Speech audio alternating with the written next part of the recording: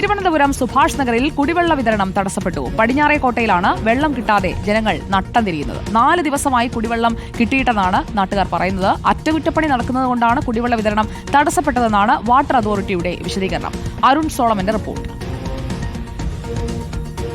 തിരുവനന്തപുരം പടിഞ്ഞാറക്കോട്ട സുഭാഷ് നഗറിലെ നിവാസികൾ കഴിഞ്ഞ 4 ദിവസമായി കുടിവെള്ളം കിട്ടാതെ വലയുന്നു എന്നുള്ളതാണ് നമുക്കിവിടെ എത്തിയപ്പോൾ അറിയാൻ കഴിയുന്നത്. ഇവിടെ ഓരോ വീടുകളിലും പൈപ്പ് ലൈനുകളുണ്ട്. പക്ഷേ പൈപ്പ് ലൈൻ തുറന്നു കഴിഞ്ഞു കഴിഞ്ഞാൽ കുടിവെള്ളം കിട്ടുന്നില്ല എന്നുള്ളൊരു വലിയ പ്രതിസന്ധിയിലൂടെയാണ് ഇവിടുത്തെ ജനങ്ങൾ കടന്നു പോകുന്നത്. ഈ പ്രദേശം ഉൾപ്പെടുന്ന സ്ഥലം കുര്യാത്തി സബ്സ്റ്റേഷൻ്റെ പരിധിയിലാണ്. ഈ കുര്യാത്തി സബ്സ്റ്റേഷനിൽ കഴിഞ്ഞ കുറച്ച് ദിവസങ്ങളായിട്ട് അറ്റകുറ്റപ്പണികൾ നടന്നിരുന്നു എന്നുള്ളതാണ്. ഇവിടുത്തെ വാഴപ്പള്ളി കൊട്ടളം ഭാഗത്ത് ഇവിടെ 700 mm പൈപ്പ് ലൈൻ അതിൻ്റെ ഒരു ചോർച്ച പരിഹരിക്കുന്ന പണികളുമായി ബന്ധപ്പെട്ട് 29-ാം തീയതി മാത്രം കുടിവെള്ളം കിട്ടുന്നില്ല എന്നുള്ളൊരു ഇൻഫർമേഷൻ ഇവിടുത്തെ ജനങ്ങൾക്ക് നൽകിയിരുന്നു. പക്ഷേ ഇതിനുശേഷം കഴിഞ്ഞ 3 ദിവസമായി വീണ്ടും കുടിവെള്ളം കിട്ടാതായതോടുകൂടി കുടിവെള്ളം വാങ്ങി ഉപയോഗിക്കേണ്ടുന്ന ഒരു പ്രതിസന്ധിയിലൂടെ കടന്നു പോവുകയാണ്. എന്താണ് ചേട്ടാ ശരിക്കും സംഭവിച്ചത്? നോട്ടിഫിക്കേഷൻ പ്രകാരം 29-30 തീയതികളിൽ വെള്ളം കാണത്തില്ല. 30-ാം തീയതി രാത്രി വെള്ളം വരുമെന്നാണ് പറഞ്ഞത്. പക്ഷേ ഇതുവരെ വെള്ളം വന്നിട്ടില്ല. ഇന്ന് 4 ദിവസമായി.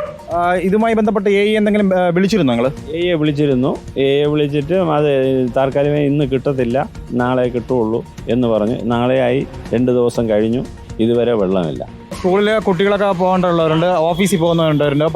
വലിയൊരു ബുദ്ധിമുട്ടിലാണ്. വലിയ ബുദ്ധിമുട്ടാണ്. കാരണം സ്റ്റോക്ക് ഉണ്ടായിരുന്ന വെള്ളങ്ങളൊക്കെ ഈ 2 ദിവസങ്ങൾക്കകം തീർന്നു കഴിഞ്ഞിരിക്കുന്നു. ഇപ്പോൾ ഇന്ന് സ്കൂൾ ഡേ ആണ്, ഓഫീസിൽ പോകേണ്ടുന്ന ആളുകളുണ്ട്.